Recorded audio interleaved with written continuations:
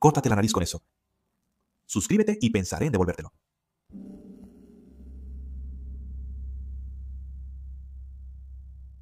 Este caso ocurre en el Reino Unido en los años 80. Unos días antes de Navidad de 1984, golfistas en Buckinghamshire se toparon con algo siniestro en las afueras de un campo de golf. En la penumbra de diciembre, escondido entre los setos desbordados, yacía el cuerpo de una mujer. Cuando la policía llegó a la escena aislada, no encontraron ninguna identificación ni ropa, solo evidencia de violencia extrema. Mientras los oficiales aseguraban el sitio, eran optimistas sobre la investigación por delante. Creían que encontrarían al asesino rápidamente, pero no tenían idea de que estaban al comienzo de un caso que abarcaría décadas. Manténganse atentos para una de las historias de crímenes verdaderos más notables en la historia británica. Deirdre Sainsbury nació en un entorno privilegiado a mediados de los 50. Su padre era un psiquiatra respetado que ocupaba una posición prominente en su campo profesional. No obstante, Deirdre rechazó deliberadamente los beneficios que su educación le brindó. No buscaba ni la atención pública ni el estatus social. En cambio, eligió vivir guiado por principios. A fines de sus 20, Deirdre estaba muy involucrada en el movimiento pacifista de mujeres británico. Despreciaba apasionadamente las armas nucleares y se comprometió completamente con el activismo contra su despliegue. Era conocida entre los activistas por su amabilidad. Como muchos jóvenes de entonces, ella solía hacer autostop. Los amigos de Deirdre solían bromear que siempre se le podía encontrar al lado de la carretera, esperando con optimismo un aventón. A finales de diciembre de 1984, Deirdre se fue de Londres a Oxford para pasar las vacaciones navideñas con su familia. De pie junto a la carretera concurrida, levantó con confianza su pulgar y esperó a que un conductor que pasaba se detuviera. Pronto un vehículo se detuvo para ofrecerle un aventón. Confiada como siempre, Deirdre subió al coche, esperando nada más que un viaje rutinario a casa. Trágicamente, este sería su último viaje. Deirdre nunca llegó a Oxford. Conoce a Colin Frederick Campbell. Colin nació el 16 de septiembre de 1947 en India durante los últimos días del dominio colonial británico. Sin embargo, al llegar a la adultez, Colin residía en Londres. Todo lo que se sabe sobre Colin es que trabajaba como vendedor ambulante y que disfrutaba jugando al hockey, y fue después de uno de sus partidos de hockey que se encontró con Deirdre. Mientras conducía, casualmente notó a un autostopista y se detuvo. Esta era Deirdre. Deirdre necesitaba un viaje, así que subió al coche aliviada y probablemente inconsciente de cualquier peligro. Campbell se presentó mientras charlaban como lo hacen los extraños. Una vez que supo de su destino previsto, dirigió su oscuro vehículo Ford hacia el noroeste, hacia Oxford. Al principio, nada parecía estar mal. Los dos eran solo otro conductor y pasajero compartiendo un viaje en una noche de invierno, pero cuando dejaron las luces de la ciudad atrás, Colin se desvió de la ruta principal. Deirdre estaba confundida. Colin ofreció poca tranquilidad al decir que solo quería ir a un lugar tranquilo para poder hablar y acurrucarse. Tomó un tranquilo camino rural cerca de Middlesex. En la oscuridad solitaria de los caminos secundarios, el miedo de Deirdre probablemente aumentó.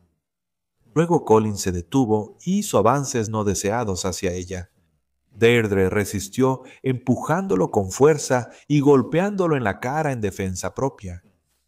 Enfurecido por el rechazo, Colin perdió el control de su temperamento. En un destello de violencia, él contraatacó golpeándola con todas sus fuerzas. El golpe impactó en su cuello y garganta, provocando una lesión devastadora. Deirdre comenzó a ahogarse y a gorgotear mientras su tráquea se llenaba de sangre. Colin ahora se encontraba solo en un camino desolado con una mujer gravemente herida, una mujer a la que él había herido y que podría identificarlo. Según Colin, el pánico y la adrenalina se apoderaron. En lugar de buscar ayuda médica, Colin eligió un camino de terror en su lugar. decidió silenciar a Deirdre permanentemente. Lo que siguió fue una escena de puro terror, reconstruida después basándose en las escalofriantes confesiones del propio Colin. Con Deirdre herida y jadeando por aire, Colin no condujo al hospital ni buscó ninguna ayuda. En cambio, la aseguró en el asiento del pasajero delantero con un cinturón de seguridad, tratando de contenerla y controlar la situación. Luego aceleró en la noche, dejando la tranquila calle y conduciendo sin rumbo por las afueras de West London. Deirdre entonces comenzó a entrar y salir de la conciencia. En algún momento durante esta frenética conducción, Deirdre volvió en sí mientras su cuerpo luchaba por la vida a pesar del trauma en su garganta. Tosió y gorgoteó con su propia sangre mientras respiraba de manera irregular. Colin describió más tarde que se sentía asustado y no pensaba con claridad al escucharla luchar con su dolor. Supuestamente abrumado por el miedo de que ella pudiera sobrevivir y denunciarlo a la policía, tomó una decisión monstruosa. Extendió la mano y rodeó el cuello de Deirdre, intentando estrangularla. En sus propias palabras, dijo que parecía una eternidad. Apretó y soltó varias veces, sin siquiera saber cuántos intentos hizo para acabar con su vida. Deirdre luchó, luchando por sobrevivir a pesar de sus graves heridas. En el caos, detuvo el coche de nuevo.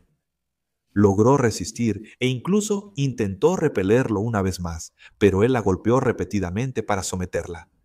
Pero la estrangulación y los golpes no iban a derribar a Deirdre, así que recurrió a algo más, su palo de hockey, el mismo palo que había usado ese mismo día en el deporte. Mientras ella luchaba por salir del coche y escapar, él le golpeó brutalmente con el palo de hockey. El palo chocó contra su garganta con tal fuerza que aplastó aún más su laringe y su columna cervical. El destino de Deirdre estaba sellado. Ya sea por estrangulamiento o por el trauma combinado del ataque, su cuerpo finalmente se quedó inerte. Pero aun cuando Deirdre se cayó, Colin no había concluido. Atrapado por lo que más tarde describiría como un pánico ciego, intentó disfrazar su responsabilidad en un grotesco intento de engañar a los investigadores. Procedió a mutilar el cuerpo de Deirdre con un cuchillo, infligiendo horribles lesiones post-mortem. El propósito, admitió más tarde, era hacer parecer como si un maníaco desconocido hubiera llevado a cabo el ataque. Quitó cada artículo de su ropa y luego procedió a apuñalarla una cantidad insana de veces, apuntando a su pecho y genitales. Se cree que la apuñaló alrededor de 60 veces en su área privada. En lugar de dejar la ropa con su cuerpo, Colin guardó estos elementos incriminatorios, metiéndolos en su coche, quizás como un trofeo. Bajo el manto de la oscuridad, Colin luego condujo con el cadáver de Deirdre en el asiento trasero de su coche. En algún momento durante la noche, llegó a un club de golf en Buckinghamshire, una zona remota a unas 20 millas de donde la había secuestrado. Luego arrastró su cuerpo hasta una zanja inundada al final del campo y la arrojó sin piedad entre el follaje invernal. En la solitaria zanja, la vida de la vibrante activista por la paz llegó a su fin a manos de un asesino que había intentado metódicamente borrar cualquier rastro de su participación. Colin entonces huyó de la escena, abandonando el cuerpo mutilado de Deirdre para ser encontrado por quienquiera que se topara con él después. Lo que había comenzado como un encuentro casual al costado de una carretera se había convertido en uno de los crímenes más violentos que el oeste de Londres había visto jamás. La investigación sobre el asesinato de Deirdre comenzó casi inmediatamente después de que su cuerpo fue encontrado en la mañana del 23 de diciembre de 1984. Se informó que un cuidador del campo de golf vio lo que pensó que era un maniquí desechado en una zanja anegada de agua. Solo al inspeccionar más de cerca se dio cuenta, para su horror, de que era el cadáver de una mujer. La policía llegó pronto a la escena. Deirdre fue identificada rápidamente. Desde el principio, a los detectives les impactó la salvajidad del crimen. Inicialmente, hubo especulaciones de que esto podría ser obra de un psicópata errante o quizás un acto de represalia relacionado con el conocido activismo de Deirdre. Sin embargo, pruebas cruciales pronto alejaron a los investigadores de cualquier teoría de un motivo político. Pronto apareció un testigo con una historia sorprendente. El día anterior habían visto a una joven haciendo autostop y notaron que se subía a un coche oscuro conducido por un hombre solo. Algo sobre esta escena impulsó al testigo a anotar el número de registro del vehículo. Este testigo nunca podría haber sabido cuán vital sería esa decisión de un segundo. La policía verificó la placa de registro y descubrió que pertenecía a un Colin Campbell. En cuestión de días, los oficiales de la Policía Metropolitana tocaron la puerta de la casa de Colin. Colin respondió a la puerta, pero se hizo el ignorante a todas sus preguntas, pero los investigadores notaron algunas pistas sospechosas. Obtuvieron una orden para registrar su casa y su vehículo, y la búsqueda arrojó algunas pruebas condenatorias. Escondidos estaban artículos de ropa de mujer que más tarde se identificaron como pertenecientes a Deirdre, la misma ropa que había desaparecido de la escena del crimen. Confrontado con esta evidencia, Colin fue detenido bajo sospecha de asesinato. Bajo custodia, pronto confesó que efectivamente había recogido a Deirdre mientras hacía autostop y que ella había muerto durante su encuentro. No obstante, la confesión de Colin distaba de ser directa. Tejió un relato en su propio beneficio, alegando que lo sucedido fue un accidente provocado por un episodio médico. Según Colin, él hizo un avance hacia Deirdre que ella rechazó, y en la altercación subsiguiente sufrió un ataque epiléptico, durante el cual de alguna manera la mató. Insistió en que no tenía la intención de hacerle daño y que la violencia fue el resultado involuntario de su condición médica. Naturalmente, los detectives experimentados se mostraron escépticos ante su historia, como muchos lo harían. La pura brutalidad del crimen, la estrangulación, la golpiza excesiva y la mutilación después de su muerte no coincidían con una convulsión incontrolada o cualquier mero accidente. La policía descubrió que él sí tenía un historial de epilepsia, pero también encontraron que tenía un temperamento y que podía volverse violento cuando estaba enojado. Durante la investigación, la policía encontró sangre en el coche de Colin. La sangre pertenecía a Deirdre. La evidencia física, combinada con la admisión parcial de Colin, junto con el testimonio del testigo, le dio a la policía un caso sólido. En cuestión de días, Colin fue acusado formalmente del asesinato de Deirdre Sainsbury. El juicio de Colin inició en julio de 1985 en el Tribunal de la Corona de Reading. Atrajo una atención mediática significativa debido a la naturaleza brutal e impactante del crimen. Desde el principio, la defensa de Colin admitió su responsabilidad por la muerte de Deirdre, pero buscó disminuir su culpabilidad. Argumentaron que había sido provocado a una ira repentina e incontrolable por el golpe de Deirdre, desencadenando una violenta crisis epiléptica. Con estos argumentos, Colin se declaró no culpable de asesinato, ofreciendo en su lugar una declaración de homicidio involuntario. La fiscalía rechazó su declaración, insistiendo en que debía ser juzgado por asesinato. Durante 3 días de inmenso testimonio, el tribunal y la familia de Deirdre escucharon las desgarradoras pruebas de los eventos de aquella noche de diciembre. Luego Colin subió al estrado. Su comportamiento oscilaba entre nervioso y distante mientras relataba el fatal encuentro en su coche. Sostuvo que el asesinato ocurrió debido a un episodio epiléptico que estaba fuera de su control. Luego, expertos médicos testificaron sobre la epilepsia y la violencia. Un experto afirmó que Colin sí tenía anomalías en sus escaneos cerebrales, pero que no había ninguna relación entre su condición y el tipo de violencia deliberada y prolongada infligida a la víctima. Las evidencias sugerían un asesinato premeditado y retorcido.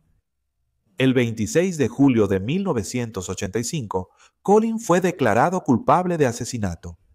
Sin embargo, esto era solo el comienzo. Por el brutal asesinato de Deirdre, Colin cumpliría la pena obligatoria cadena perpetua. Cuando se le dictó la sentencia, el juez continuó concluyendo en el hecho de que el asesinato fue inútil y brutal. Al oír la sentencia de cadena perpetua, Colin se desplomó en el banquillo. Se desmayó por completo. Tuvo que ser sacado inconsciente de la sala del tribunal por los oficiales de seguridad hacia las celdas de abajo. No obstante, aun cuando Colin inició su cadena perpetua, la realidad de sus delitos todavía no se había revelado. La condena de Colin fácilmente podría haber sido el final de la historia, pero durante las décadas siguientes, el caso tomó varios giros inquietantes. Colin se acostumbró a la vida en prisión y el homicidio de Deirdre dejó de ser noticia nacional. Pero luego, en los años 90, lanzó una serie de apelaciones, citando su epilepsia y alegando una responsabilidad disminuida debido a una medicación inadecuada. En 1996, su condena por asesinato fue posteriormente anulada después de una apelación. En un nuevo juicio en 1999, Collins se declaró culpable de homicidio involuntario, alegando una responsabilidad disminuida. Controversialmente, los fiscales aceptaron su declaración. El juez reconoció que su condición médica pudo haber jugado un papel, pero enfatizó que Colin seguía siendo un peligro significativo. Colin fue condenado nuevamente a cadena perpetua, pero debido al cambio de delito, se hizo elegible para libertad condicional, habiendo cumplido ya 13 años. A pesar de múltiples audiencias de libertad condicional, los funcionarios lo consideraron reiteradamente muy peligroso para ser liberado. Pero para el 2011, sin embargo, Colin fue trasladado a una prisión de categoría D y se le concedieron visitas mensuales desde el exterior. Avanzaba constantemente hacia la potencial libertad. El horror al que se enfrentaba la familia de Deirdre era abrumador. Pero antes de que Colin pudiera liberarse, el destino y la ciencia forense moderna intervinieron. Resultó que un antiguo caso sin resolver estaba a punto de incendiar las posibilidades de libertad de Colin. Deirdre no fue su primera víctima. Resultó que en el verano de 1981 cruzó caminos con una mujer llamada Claire Wallerton. Claire nació el 17 de agosto de 1963 y creció en el oeste de Londres. Era una chica alegre y cariñosa que adoraba a su familia. A los 17 años, rebosante de vida y al borde de la adultez con planes esperanzadores, pero esto pronto acabaría. El jueves 27 de agosto de 1981 comenzó como cualquier otro día para Claire. Trabajó toda la noche en un parque de diversiones en Londres.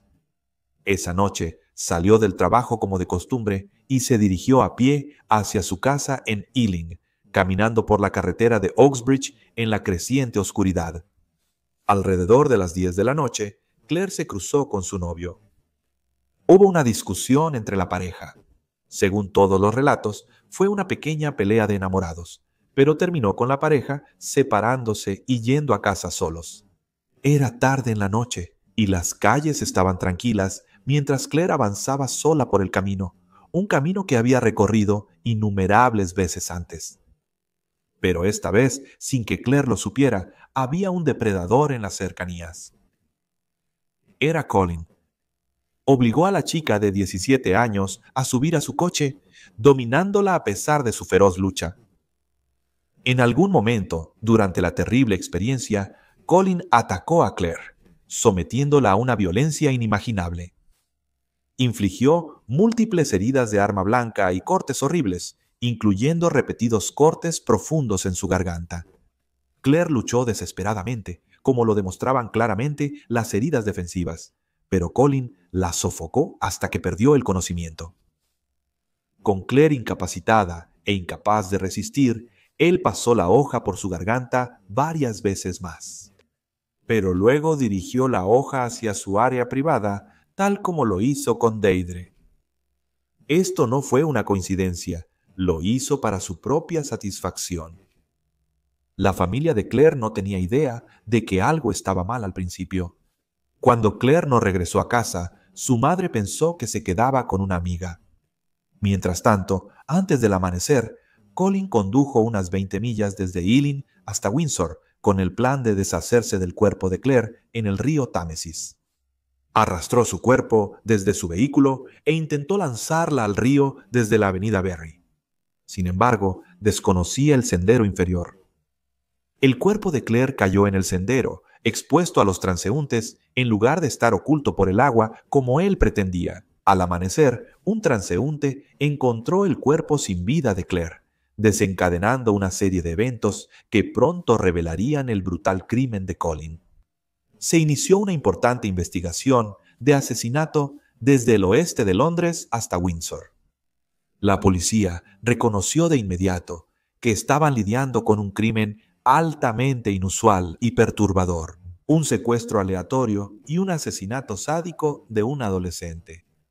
La policía rastreó los últimos movimientos de la víctima, interrogaron a su familia, amigos y pareja.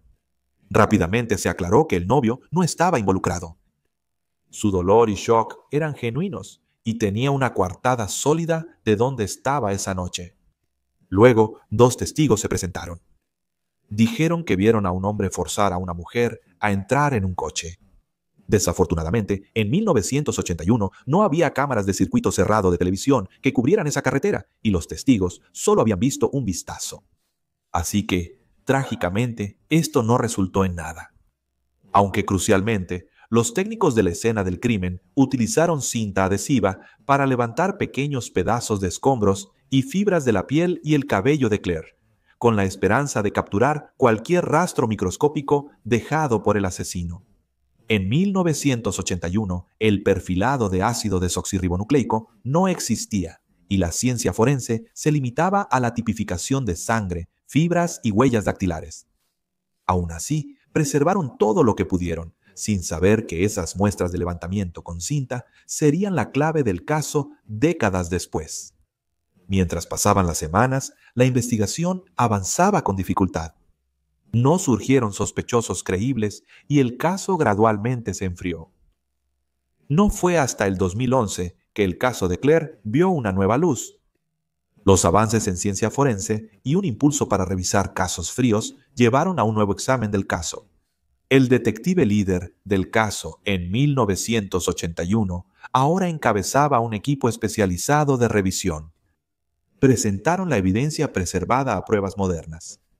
Un científico forense usó técnicas recientes de perfilado de ácido desoxirribonucleico en muestras de hace una década.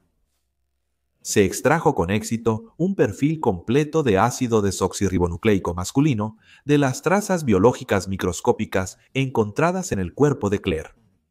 El perfil coincidió con un registro en la base de datos nacional de ácido desoxirribonucleico del Reino Unido. Colin Frederick Campbell. Después de 32 años de incertidumbre, la ciencia finalmente le dio a Claire un nombre para su asesino. El hombre que mató a Claire había estado tras las rejas durante los años intermedios. Sin embargo, casi quedó en libertad. La policía recopiló nuevas pruebas y se preparó para actuar. En noviembre de 2012, Colin fue confrontado con los nuevos hallazgos de ácido desoxirribonucleico y fue arrestado nuevamente. Cuando los oficiales llevaron al hombre de 65 años a interrogatorio, tuvo una última oportunidad de confesar a la familia de Claire. En cambio, Colin negó fríamente saber algo sobre el asesinato de 1981. Sin embargo, la policía tenía lo que necesitaban para llevarlo ante la justicia. El juicio inició en noviembre de 2013 en el Tribunal de la Corona de Reading, basado en pruebas antiguas y nuevas. Los fiscales expusieron el patrón escalofriantemente similar entre los dos asesinatos. La epilepsia ya no era un escudo plausible para Colin. En su defensa, Colin ahora alegaba amnesia y coincidencia impulsiva. Sostuvo que no tenía ningún recuerdo de haber conocido a Claire. Cuando se enfrentó a las pruebas abrumadoras, se aferró a una extraña historia alternativa. Sugirió que, quizás hace mucho tiempo, pudo haber entrado en la sala de juegos donde trabajaba un adolescente y que ella pudo haberse sentado en su regazo, lo cual era su explicación de por qué se encontró su ácido desoxirribonucleico en ella décadas después. Sin embargo, el ácido desoxirribonucleico encontrado en el cuerpo de Claire era consistente con SA. Esto no sucedería por simplemente sentarse en el regazo de alguien. El 4 de diciembre de 2013, un jurado encontró a Colin culpable del asesinato de Claire. Colin permaneció impasible mientras se leía el veredicto. El juez señaló que no había mostrado ningún remordimiento y había intentado salir impune durante 32 años, negándole a la familia de Claire el cierre que desesperadamente necesitaban. Colin fue condenado a cadena perpetua con un mínimo de 24 años, lo que significa que probablemente nunca será liberado. La condena de Colin por el asesinato de Claire finalmente trajo algo de justicia para una familia atormentada por décadas. La madre de Claire en particular nunca se recuperó de la pérdida de su hija y trágicamente el hermano mayor de Claire luchó toda su vida con problemas de salud mental provocados por el trauma de su asesinato y el caso que permaneció sin resolver. Falleció solo unas semanas antes del juicio sin ver nunca al asesino llevado ante la justicia. El juez que cambió el cargo de Colin de asesinato a homicidio en 1999 ha lamentado abiertamente su decisión, afirmando que debería haber permanecido como un veredicto de asesinato. Hoy, Colin permanece en prisión y no muestra remordimiento por los crímenes que cometió. Le importa más quejarse de que no se le permite comprar su propia ropa de cama en prisión, lo cual es súper triste. Afortunadamente, Colin se pudrirá donde le corresponde por el resto de sus miserables días.